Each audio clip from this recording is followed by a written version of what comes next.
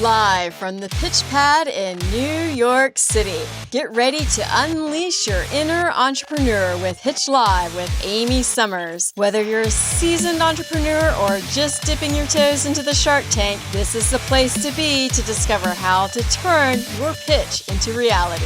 Fasten your seatbelts, pitch stars, because the spotlight is on you and we are about to make success happen. Get ready for Pitch Live in 3, 2, 1. Welcome to Pitch Live. I'm your host, Amy Summers, founder and president of Pitch Publicity and Anisi Vox. I'm also a hardworking entrepreneur who's passionate about helping you reach success in any area of your life. And I know that is possible after decades of experience in perfecting the pitch and enhancing communication skills, which is why I'm here today and joined by Timothy McLemore, who is the founder of Essential Haws, a nonprofit organization in Miami, Florida, that provides a safe place for individuals in the LGBTQ plus community affected by domestic violence and homelessness. He is also author of Love is Not Abuse, a book that shares his personal experiences with domestic abuse in a gay relationship and offers resources and hope for others in similar situations. Timothy is a community organizer, social media influencer, and creator of Gays with Stories, an Instagram page that shares positive stories of gay men worldwide. And his mission is to raise awareness of LGBTQ plus relationship issues and provide a safe space for anyone living a truth not widely accepted by mainstream society. Timothy's dedication to LGBTQ plus community is inspiring, and it is also inspired by his own struggles growing up in a biracial and gay, and he aims to inspire self-acceptance and self-expression for all. Welcome, Timothy. Thank you for having me. This is such a full circle moment for me. I know. I remember the day that you pitched me. I was at a very busy trade show conference. And what really caught my attention was that you actually called me, which nobody does that anymore. And not only did you call me, you left a voicemail on my cell phone, which really impressed me. And then I was intrigued. I was very intrigued when you said you found me on Instagram, because I didn't realize I was that popular. You're the influencer, so I don't know how you found me. And then needless to say, your pitch was also very intriguing to me, because unknown to Timothy, it was very personal, since I too have survived a relationship that has been fueled by domestic violence. And so your mission and your goals for your nonprofit really hit home to me. And I agreed to work with Timothy and provide some pro bono publicity services to help get the word out on his nonprofit and his book. And I can't wait to dive into this all, because it is a full circle moment. Honestly, truly, my life is absolutely fabulous right now. And a lot of it is thanks to you and your team. So thank you for having me here today. And I'm excited to share my journey through pitch and entrepreneurship and everything else that I get into. And I love that our relationship started with a pitch. Like, you really, the more I get to know you, you just make stuff happen, or like we say, MSH, make shit happen, make success happen. You do it every day. And I love entrepreneurs like you. So it's actually a joy to work with you. But I want to start out by talking about your life as a social media influencer, because you are quite the social media influencer. And I know that especially a lot of young people, young professionals or college students, that we have a lot of that in our Pitch Live community. It seems so glamorous. It also seems easy, right? You're in bus, you're going to all these hotels and traveling and doing all these things. But I want to hear some truth on this. How much did you pitch yourself to companies when you were first starting out as an influencer? Uh, a ton. There is so much lingo involved in the influencer space, especially how it ties into marketing. So I really had to learn the art of the pitch and having a media kit and a proposal, and really plead my case to these brands on why they should choose me and why they should work with me, just based on for who I am and what I stand for. So So I would if say, somebody's just starting out, can you give me like the most valuable tips if someone's like, I want to be an influencer like Timothy? Like, what would you say as a starting point if you were mentoring somebody on like how to get started as a social influencer? authenticity. People gravitate to authenticity so much more than you realize, especially if you're willing to get into the nitty and gritty parts of your life. Showcasing the most beautiful and perfect aspects is only going to get you so far. You really have to show a sense of vulnerability with your community. And ultimately, it pays off in the long run. So, do you show that by posting things? Did you post a lot on your page to attract these businesses to then pay you to do different projects or campaigns for them? Yeah, so I was a lot more consistent with Instagram than I am now. I've just been drug in so many different directions with life, running this nonprofit and stepping into the professional world. So I definitely was a lot more consistent back then, and that's what helped build, I guess, as one would say, a repertoire. So post as much as you can, be authentic and genuine with it, of course, and I would say that's going to take you farther than any kind of acting.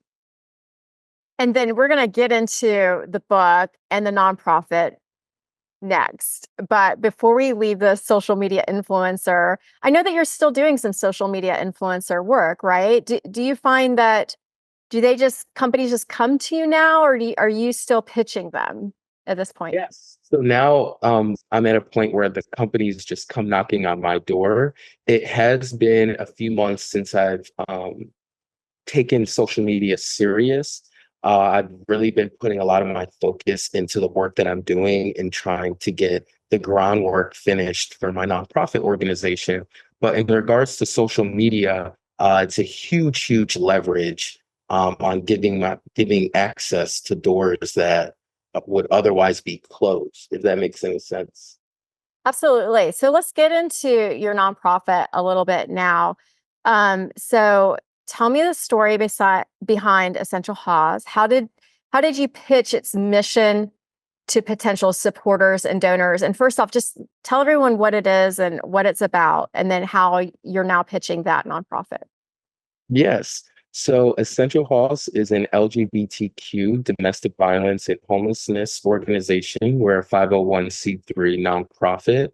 And we help those in the queer community that are struggling or fleeing from domestic violence, intimate partner violence, with an ultimate quest to open a transitional safe house shelter here in Miami, Florida, to help those struggling in these terrible situations and provide them the essentials that they need to start anew, whether that's professional counseling, housing assistance, job placement, educational resources, whatever they need to get back on their feet. Typically, when you hear of domestic violence, you think of heteronormative relationships. And unfortunately, it happens in the queer community as well. And there's not many resources to address this issue.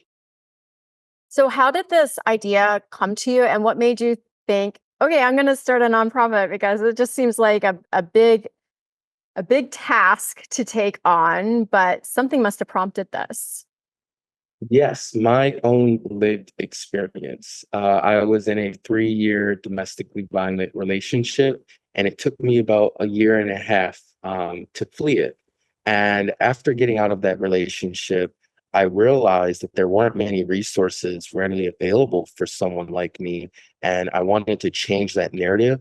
This has also been part of my own healing process from domestic violence, just knowing that I'm creating a safe space for other people like me that need help and support.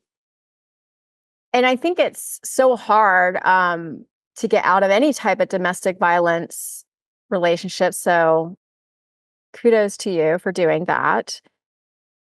What did you specifically run into, just to give everyone context on why you had more obstacles than, let's say, a heterosexual woman, for example, coming out of a relationship? What does that person have that you did not have that you were trying to gain? See, a lot of it comes from, I guess, maybe the social stigma. Um, I certainly, and I've heard this from others, I don't look like someone that has been abused. And a lot of that comes from our own misconceptions with society. So, uh, abuse in the queer community, especially intimate partner violence, is almost taboo to talk about. We're so concerned about putting on this good impression to society about the queer community that we don't really want to show some of the issues that we may face as well. We just want to show this picture perfect, happy gay lifestyle. And the truth of the matter is we have some of the same issues that heteronormative relationships have. We're just not as resourceful as a heteronormative relationship. So I would definitely say a big obstacle is society itself. But we're working on changing that. All right, so you have the nonprofit, and with nonprofits, you have to raise money. Yes. How have you pitched this? What was your approach in pitching this? Did you target certain companies that you thought would be interested? Did you start with your own network? How did you get started in cultivating funding for this project? So I've taken a very entrepreneurial route to it. I haven't been directly asking, regular people out and about to donate to this cause. I've really been focusing on working on educational workshops, something that I can give back, sort of like a service that you would with a regular business. I'm aimed to provide services, and we do from educational workshops to healing circles. um, we've also been doing a lot of grant writing. I've been learning grant writing since my pitch campaign, and it's very tedious, very, very tedious. And I never really knew how competitive this space is. When you're applying for a grant, there's 15, 16 other nonprofit organizations competing for that same grant. So it really becomes about the pitch. How well can you tell this story? Because that's what's going to win these people over, especially someone that doesn't have lived experience like you and I, Amy, with domestic violence. To them, why does it matter to them? So it really comes into the statistics, the data, the proof, and the storytelling. That is how we get our funding. Yeah, you actually bring up a really good point, especially on a topic like this with domestic violence. People don't walk around with t-shirts that say, I'm a survivor of domestic violence. So like you really don't know. And a lot of people suppress it because sometimes it can be really embarrassing to some people that they were in a relationship like that. It can also be unbelievable. Like I've had people tell me, like, I can't believe that you're in a relationship like that. You seem so independent and powerful and like you know what you're doing and at work and how did this happen to you? So I think that when you're pitching, like when you came and pitched me, you had no idea that I had been in a relationship like that, but you kind of got lucky, right? Because you didn't know. It struck a chord with me. So those encounters when you're pitching are priceless, right? Because we just don't know. It's not like we're pitching a golfer and we know they're a golfer because they're on the golf course. Like it's just not that obvious. Um, but I wanted this grant writing thing is interesting. So are there specific things that you've learned that have helped elevate you in the grant writing process that people take notice that you've done differently? Have you learned anything? Yes. So I can't think of the exact phrase, but basically what I do is I share the pain or the problem, and then I agitate it. And I sort of exercise how big of an impact um, change will make in the work that we're doing, the cause that we are. Um, That, and that that's a good point. What you just said, I tell that to people all the time. You have to find the pain point. You got to lead with the pain point. And it's not the most attractive way to start a pitch. It almost seems negative, but yeah, if you ever watch news stories, they never start out with, "Oh, it was a great day today." I mean, they always start out with like the problem. Like, what is the problem? What is the pain point, right? yes. and agitate it, not necessarily exaggerate it, but just emphasize that pain, that problem, that issue, and how you as a nonprofit organization or a cause is going to help fix that. Right. So don't start with, we do all these great things. You start with, here's the big problem. And then now that we're all depressed about the big problem that we just landed on your plate, here's, the solutions, right? Exactly. And you're Exactly. part of the solution, of course. Yes.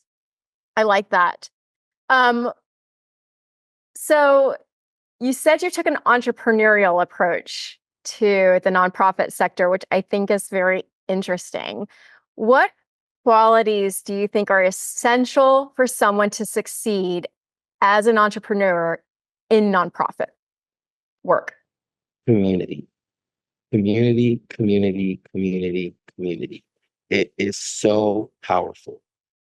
Having others that can support the work that you're doing, the cause and the change that you want to make, priceless, completely priceless. Even if for a for-profit business, having a team, having a sense of community on the work that you're doing is going to be a game changer. So I can't emphasize having community, going out there, networking, building and fostering, facilitating relationships with people are really going to give you the keys to success. How have you developed community? Let's get tactical here. Like what actions have you taken to create a community around your cause? Sure.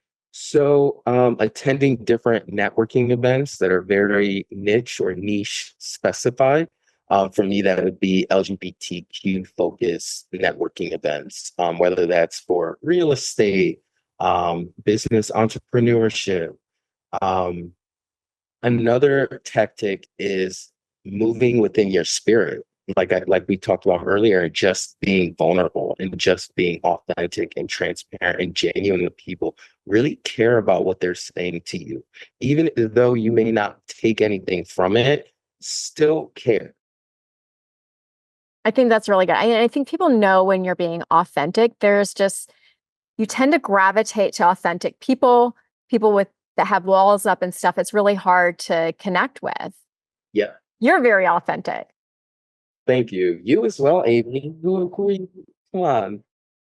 Can you share, give us an example, a memorable moment, success story with Essential Haas so far? I mean, it's so new, but is there like a moment where you're like, okay, I MSA, I made success happen and that you're really proud about? Can you give us a success story?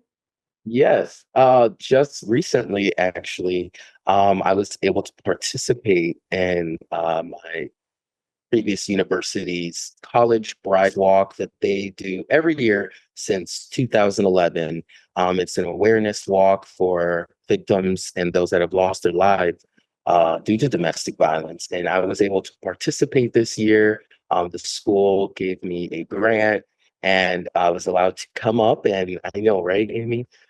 Speak and share some of my story and raise awareness on how this affects the LGBTQ community. And the most beautiful part of it is it's a private Catholic university. So just knowing that we're really breaking barriers and we're filling gaps in the system and access to resources, it's so fulfilling. I That's one of my most successful accomplishments so far.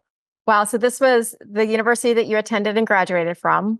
Yes, What very was Barry University. unique. It's a Catholic university. I mean, that's so rewarding, right? I mean, I just know that so many graduates and alumni, but when you get recognized by your college like that, that's so fulfilling. So congratulations. Thank you, Amy. It must have been really affirming too. Very affirming, validated. I mean, just the whole nine. And I'm looking forward to doing it again next year. How did it come about? You applied for a grant, obviously, there, right? No, so that Okay. came networking, that came building community. So I was aware that my previous university had done these events every year. And while I was a student there, I would see them walking around the campus in their bride gowns and marching and doing the protests, but I didn't pay much mind to it. I didn't know years later I myself would end up in a domestic violent relationship. So it was a very full circle experience for me because now, as I was building this organization, I thought about the resources I already had in my pocket, and I thought about what I've seen and known about domestic violence, and it led me back to Barry University, where I reached out and I fostered that connection, and that's when I was invited to be a part of it. That's so smart of you too. So there's a couple things that you hit on that I don't want to just zoom by because they are very important. But I love it that you were leveraging your association with your university. Now, granted, there's lots of graduates at all these universities, but you are an alumni. So you leveraged that. You went back. I love that you were thinking about things that were happening on campus that weren't really that important to you at the time, but now they are. And you went back. That's a resource thing. You recalled and remembered that, and you went back. And because you did have some status with them, because you were an alumni, they had to listen to you a little bit, That's right. right? And so you got in. So it's great to go back, I think, even if you've moved on, maybe you moved on from your high school or your college or even a previous work um, situation, to go back um, and to go back to that group and say, hey, I used to work here. I've learned some things along the way, and I think I can help your community. That's very smart, and that's exciting. And Yeah. it's So probably something you can duplicate at other colleges now. You could probably show that as a case study and get grants elsewhere as well. yes, and that's exactly what we're doing, Amy. We're going to create an entire educational programming that we can branch off into different universities as a way to help fundraise and educate community and provide safe spaces. You know, we were shocked at our recent event that we had at some of the students that came out with their own stories of intimate partner violence that they hadn't really shared before. And you can see the healing and in community, and it's very, very rewarding. But what I will say is going back to your stomping grounds is never a bad thing, Amy. We can go back and revisit our college, university, high school. They want to support a lot of colleges want to support their alumni. And that is a huge tactic that someone can use when trying to propel their own nonprofit or for-profit business. Absolutely. I love that you did that. I want to get into the book a little bit. Love is not abuse. It's Yes. deeply personal. You share a lot of very personal stories. And if anybody is listening or watching us now, you can go on Amazon and purchase this book. How do you pitch its message to readers, especially those who might be in a similar situation that you were in, but maybe they're not ready to talk about it? Because I run into this a lot. Like, I'll see people and I'm like, okay, I know what's going on in that relationship because I was in a relationship like that. But especially in domestic violence, sometimes people are just not at that right stage. So what has been the reaction to your book, and how do you pitch it to help people even if they're not ready? Yeah, so pitching it to people, even though they're not ready, is simply just letting them know that it's there and it's waiting for them whenever they need it. There's times where I've just given the book, actually to several people. I've just given the book because I felt that they needed it, and in return, they've told me, "Hey, I didn't realize how much I needed this book until you gave it to me." So sometimes taking the effort yourself is a good thing. It's just the same as if you see something, say something, or do something, you can put effort in. Um, I will say some of the experience with my book being that it is queer focused. There, in a political climate here in Florida isn't the best. So, the whole banned books thing, it has taken a lot of obstacles to leap over. But we're existing. My book is available at Barnes and Nobles, on Amazon, and a couple college universities. So we're doing the best that we can to raise awareness and to allow it to be accessible to any and everyone that wants to read. Since there's so much personal information in there, has it been difficult for you to share that side of it? Was it easier to write it in a book? Is it harder to maybe do a speech or interview even? Yeah, so I, I haven't lately, but there was a point in time where I couldn't even really speak because I would choke up on my own lived experiences and I would have such an emotional reaction because I wasn't that stoic yet and I was fresh out of the gate of fleeing this relationship and literally ran into your arms. Wasn't even trademarked yet. I had just gotten incorporated. The book was like a quarter of the way done. So it was so much easier for me to write everything down. I will say sometimes when it's someone that I know personally and they read the book, I'll kind of cringe a little bit because of all the vulnerable details in there. And I'm just kind of like, did I really want them to know that about me? But ultimately, it is what it is. And it's part of the game, but being authentic and transparent because that's how I win in this industry. And I think that time can be a healer too. So, like you said, when you first came to me, you're like fresh into it. And I know for me personally, like I've been 10 years out of it and it gets easier and your sound bites get shorter They do. and all those detailed stories that you wanted to tell at the beginning, they just kind of get summed up a little bit better, I think, just to have that clarity of time. Do you find that time helps? Yes, time does heal. Yes. Now, I know that you have sought a lot of mentorship along the way. Oh, So yeah. I want to talk about that a little bit. What steps have you taken to find to find good mentors to help you not only with the nonprofit but the book?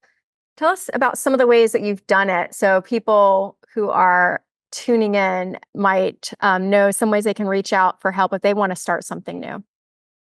Yeah, typically I go after the mentorship that I need or that I want, even if it's a specific person. I, in full transparency, just like I did with you, Amy, I will give them a ring. I will send them an email. I will let them know that I am here, that I'm queer, and I look up to you, and I want to work with you, and if they want to open that door for me, so be it. I would love it. I will gladly take the stairs anytime. But if someone's going to send the elevator down to me, I will take that too. So, yeah. It's hard to get rejected, especially when it's a personal thing like this. Oh, yeah. And Have you had those rejections? How do you deal with the rejections and keep having the tenacity to go ask somebody else again? yeah, I just had rejection about a week and a half ago. I asked an executive director of a shelter if I could shadow them for a few days just to learn how things operate on the executive level, and get a glimpse into what a day in their life is like and what the workload on my plate that I'm soon to be facing. And I was rejected. I was rejected. There's tons of gatekeepers out there, and that's totally okay. Same with social media. I say the average ratio for me is 1 out of 10. Literally, for every 10 applications, one says yes. So just keep going. You have to have that knit and grit and that hustle and bustle within yourself if you're gonna make it in the game. So play hard, play safe, play smart, and always be you.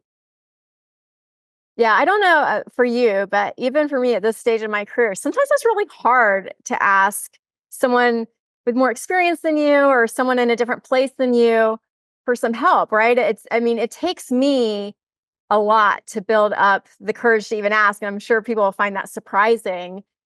But of course, I've been rejected a lot. I pitch the media, so they love rejecting us all the time. So I have a lot of thick skin, but I always try to also tell myself that you just don't know where people are at or why they're getting the rejection. And I think to make it not so personal, because the rejection may not have anything to do with you. It could just be that they have a lot going on, or maybe they're threatened by you too. Who knows?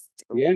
Yeah, that What is your self-talk when you get rejected? Like, how do you, because I know you and I are alike in that way. We can be yeah, easily hurt. we Like, are. We are. but what's the self-talk you give yourself to like get back up out there and try again? I just keep telling myself it wasn't meant for me, it wasn't meant for me, it wasn't meant for me, it wasn't meant for me. And I continue to personally manifest what is meant for me.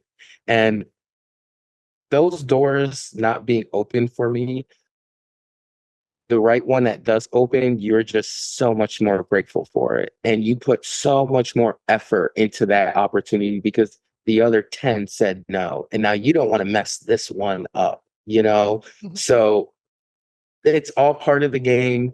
And I embrace rejection personally. So I always try to tell myself too, like if everyone accepted me, I wouldn't have time for everybody. So yeah, yeah. I'm not for everybody. I always that's in one of my self-talk things is like Amy is just not for everybody.